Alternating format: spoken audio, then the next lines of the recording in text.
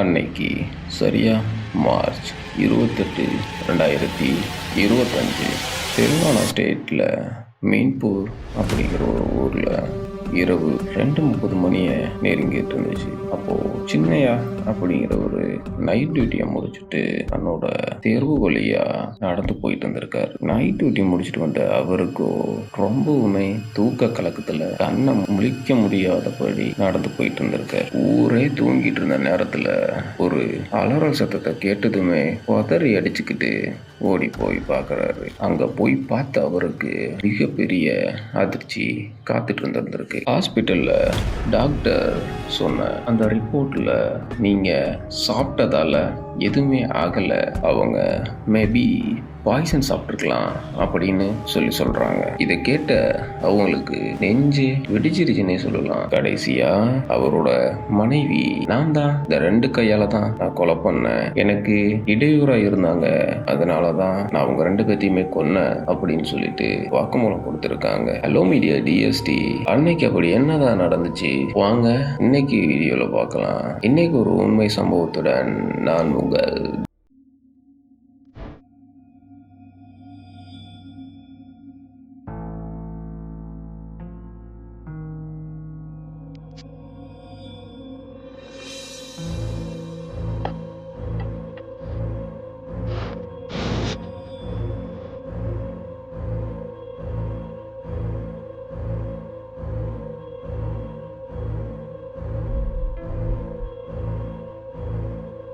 அன்னைக்கு மார்ச் 28, 2025 மீன்பூர்ல நள்ளிரவு 2:30 மணியை நெருங்கிட்டு இருந்துச்சு. அப்போ ஊரே கண்மூடி தூங்கிட்டு இருந்த நேரத்துல சின்னையா மட்டும் நைட் டியூட்டி பார்த்துட்டு தூக்கத்தோட விளிம்புல இருந்த அவரு தள்ளாடிக்கிட்டு நடந்து அந்த தெரு வழியா போறாரு. அப்படி போயிட்டு இருக்கும்போது கொஞ்ச தூரம் கடந்ததுமே ஒரு மிகப்பெரிய அலறல் சத்தம் கேக்குது. அந்த சத்தத்தை கேட்டதுமே ஐயோ அப்படின்னு சொல்லிட்டு அவரோட தூக்கமெல்லாம் பறந்து போய் கண்கள் எல்லாம் பிதுங்கி அப்படியே அவரோட வீட்டை நோக்கி ஓட ஆரம்பிக்கிறாரு. அப்படி அங்க வீட்டுல போய் கதவை திறந்து பார்த்த அவருக்கு அங்க அலறல் சத்தம் போட்டுட்டு இருந்தது அவரோட மனைவி தான் தெரிய வருது. பக்கத்துல போய் மூளையில படுத்து வயிற்ற புடிச்சபடி கத்திட்டு இருந்த அவங்கள கட்டி அணைச்சு மடியில படுக்க என்னாச்சு ஏதாச்சுன்னு கேட்கும் போது ஐயோ என்னால முடியல, எனக்கு வயிறு ரொம்ப வலிக்குது அப்படின்னு சொல்லிட்டு சத்தம் போட்டு கூச்சலிட்டு இருந்திருக்காங்க. இதை கேட்ட சின்னையா உடனே கொஞ்சம் கூட நேரத்தை செலவழிக்காம ஆம்புலன்ஸுக்கு கால் பண்ணி ஹாஸ்பிட்டலுக்கு கூட்டிட்டு போறதுக்கு ரெடி பண்றாரு. அப்படி அவங்கள ஆம்புலன்ஸ்ல கூட்டிட்டு போறதுக்கு முன்னாடி அந்த ஸ்ட்ரெச்சர்ல இருக்கும்போது அவங்க என்ன சொல்றாங்கன்னா, எனக்கு என்னானாலும் பரவாயில்ல, என்னோட பசங்களை எப்படியாச்சும் காப்பாத்திடுங்க அப்படின்னு சொல்லிட்டு சொல்லியிருக்காங்க. இந்த ஒரு வார்த்தையை கேட்டதுமே அங்க இருந்த எல்லோருக்குமே மெய்சிலிருக்க வச்சிருக்குன்னே சொல்ல முடியும். ஏன்னா ஒரு தாய் தனக்கு என்ன ஆனாலும் பரவாயில்ல, தன்னோட பசங்களை எப்படியாச்சும் காப்பாத்திடணும்னு சொல்லிட்டு அந்த ஒரு தாய்மை பண்போட அந்த ஒரு பாசத்தோட பற்றோட அவங்க சொல்லி இருந்திருக்காங்க. இப்போ அவங்கள ஹாஸ்பிட்டலுக்கு கூட்டிட்டு போயிட்டு கொஞ்ச நேரத்திலேயே வீட்டுல போய் இன்னொரு கதவை திறந்து பார்த்தா அவங்களோட பசங்க 3 பேருமே அங்கங்க தனித்தனியா படுத்திருந்திருக்காங்க. அப்படி படுத்துட்டு இருந்தவங்க என்ன மயக்கத்துல இருக்காங்கன்னு சொல்லிட்டு கொஞ்சம் தப்பா நினைச்சிட்டாங்க. ஒரு செகண்ட் வெயிட் பண்ணி உத்து பார்க்கும்போது அவங்க 3 பேத்துக்குமே மூச்சு இல்லாம அசையாம படுத்திருந்தது தெரிய வந்திருக்கு. அவங்கள அவங்க ஒய்ஃப அனுப்பி வச்ச ஹாஸ்பிட்டலுக்கே இவங்க 3 பேத்தையுமே அனுப்பி வைக்கிறாங்க. அப்படி அனுப்பி வச்சு அந்த டாக்டர் செக் பண்ணிட்டு சொன்னது என்னன்னா, அதை கேட்ட அவங்க எல்லாருமே உடஞ்சு போயிட்டாங்கன்னே சொல்லலாம். ஏன்னா அந்த டாக்டர் அவங்க 3 பேருமே இறந்து 15 நிமிஷத்துக்கு மேல ஆகுதுன்னு சொல்லி மிகப்பெரிய ஷாக்கை கொடுத்துருக்காரு. இப்போ அவங்க மனைவி கிட்ட என்ன சாப்பிட்டீங்க அப்படின்னு சொல்லி கேட்கும்போது அவங்க நைட் நாங்க தயிர் சாதம் தான் சாப்பிட்டோம் அப்படின்னு சொல்லியிருக்காங்க. அதை கேட்ட டாக்டர் அவங்க சாப்பிட்டதுல இருந்து கொஞ்சம் சாம்பிள் ஃபுட் கலெக்ட் பண்ணி வந்து ரிசர்ச் பண்ணதுல எதுவுமே இல்லை அப்படின்னு தெரிய வந்திருக்கு. அவங்க சாப்பிட்ட ஃபுட்டில் எதுவுமே இல்லை, மேபி அவங்க பாய்சன் சாப்பிட்ருக்கலாம் அப்படின்னு சொல்லி அதையும் செக் பண்ணுறாங்க. அப்படி செக் பண்ணதுல அவங்க பாய்சனும் சாப்பிடல, சாப்பாட்டாலையும் எதுவும் ஆகலை அப்படின்னா அவங்க 3 பேருக்கும் என்ன இருக்கும், அவங்கள யார் கொலை பண்ணியிருப்பா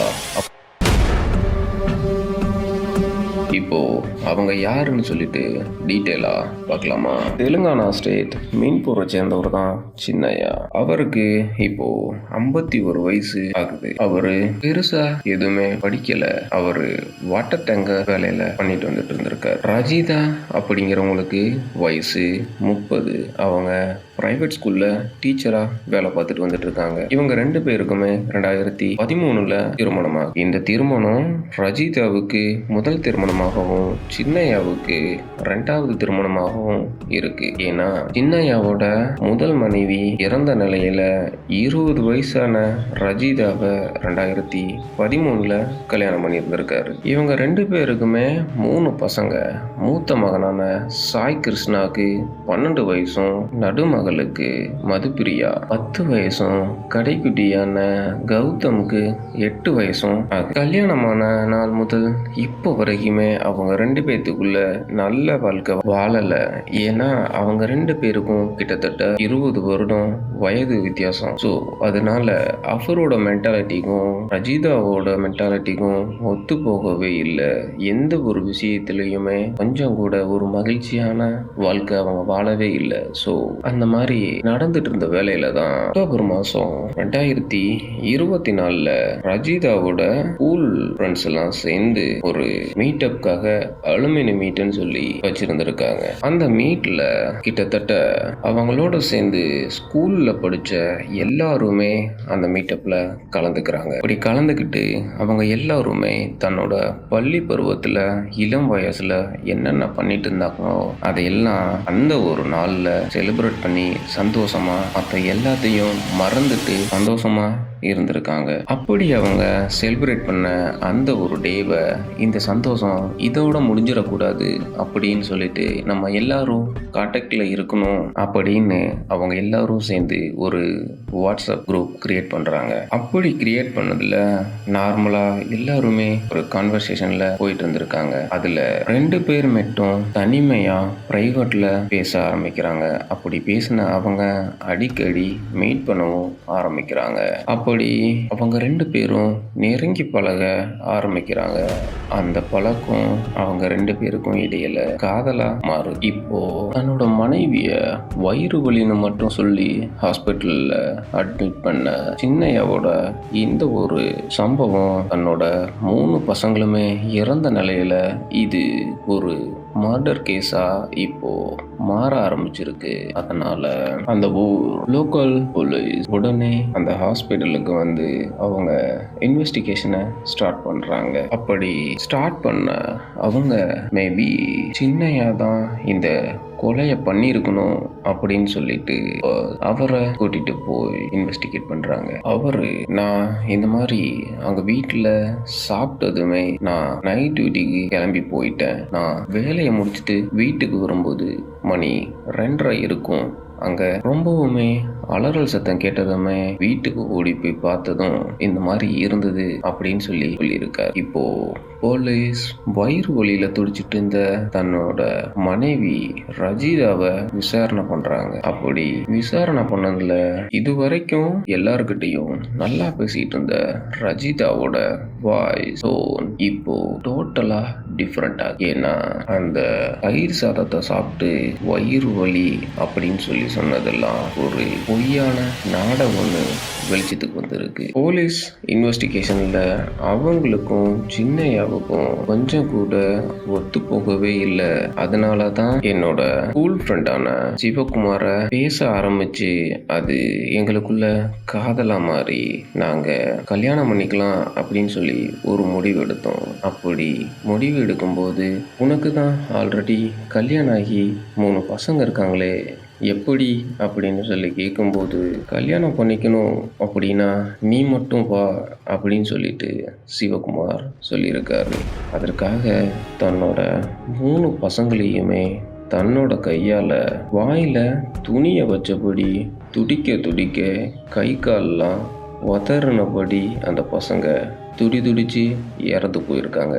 அப்படி கொல்லும்போது கூட கொஞ்சம் கூட ஒரு இரக்கம் இல்லாத மனம், தாய்மை இல்லாத அந்த ஒரு ரஜிதா தன்னோட பசங்களை தன்னோட கையால் கொல்றோன்னு சொல்லிட்டு கொஞ்சம் கூட ஒரு குற்ற உணர்ச்சி இல்லாமல் அந்த 3 பேரையுமே அணுவா துடிக்க துடிக்க கொண்டிருக்காங்க. இதை கேட்ட சின்னையா அப்புறம் அங்கே இருந்த போலீஸ் எல்லாருமே ஒரு செகண்ட் நெஞ்சில் இடி விழுந்த மாதிரி சுக்கு நூறா உடஞ்சி போயிருக்காங்க.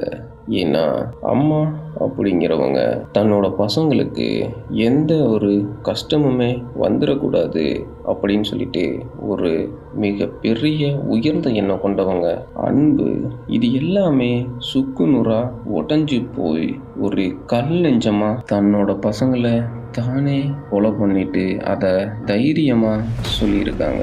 இப்போ தனிமையில இருக்கிறது என்னவோ அந்த சின்னையா தன்னோட மனைவியையும் இழந்துட்டு அவரோட 3 பசங்களுமே இப்போ இறந்து போன நிலைமையில தனிமையில இருக்கிறாரு. சிவகுமார் அப்புறம் ரஜிதா இவங்க 2 பேர்த்தையுமே மார்ச் 27, 2025 அன்னைக்கு அரெஸ்ட் பண்ணி லாக்அப்ல போட்டிருக்காங்க. இதை போன்ற மீண்டும் ஒரு உண்மை சம்பவத்துடன் உங்களை சந்திக்கிறேன்.